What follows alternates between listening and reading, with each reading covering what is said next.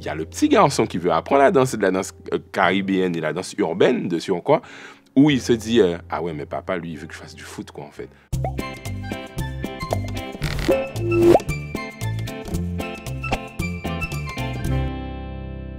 Jake Unique, danseur, chorégraphe, professeur de danse. Aujourd'hui, on lui demande ce besoin d'expression, de prise de parole en public. Ben, la danse un peu aide et pousse justement à ce développement, de pouvoir s'assumer, s'accepter. Le détachement aussi avec les parents, puisque c'est souvent, vous aurez des enfants qui vous disent « Ah, maman est là, papa est là, je ne vais pas danser ou m'exprimer face aux parents. » Il y en a au contraire.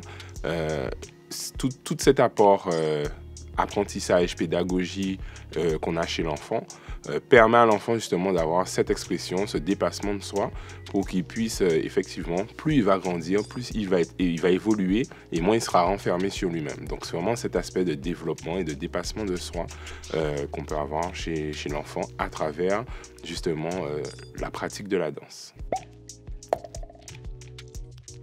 On a beau être guadeloupéen dans la Caraïbe, pour un adulte, faire son enfant accéder à partir de 6-7 ans à une danse dite urbaine reste du divertissement. Pour eux, il n'y a pas de technique d'apprentissage. Donc c'est déjà de convaincre l'adulte que faire de la dancehall avec un enfant ou faire de la soca avec un enfant n'est pas ce qu'on voit dans des clips vidéo, qui a vraiment une motricité, un apprentissage pédagogique pour l'enfant et un développement de motricité spécifique pour un enfant. On a beaucoup d'enfants qui sont dans le formatage un peu du stigma guadeloupéen où on est pointé du doigt du « Ah, faut pas faire ci comme ça, faut pas faire ça comme ça. Pourquoi tu vas bouger comme ça? Mais fais attention comment tu bouges. » Donc l'enfant, quand il arrive, il est déjà coincé alors qu'on est dans la Caraïbe.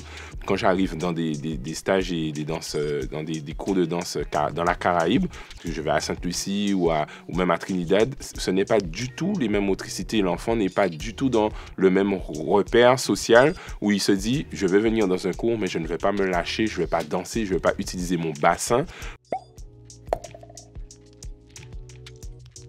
Et il faut amener l'enfant vraiment à accepter qu'il est caribéen, je ne vais pas dire guadeloupéen forcément, mais caribéen, et que cette sonorité caribéenne doit retentir, rebondir dans son corps différemment que ce qu'on lui dit en fait.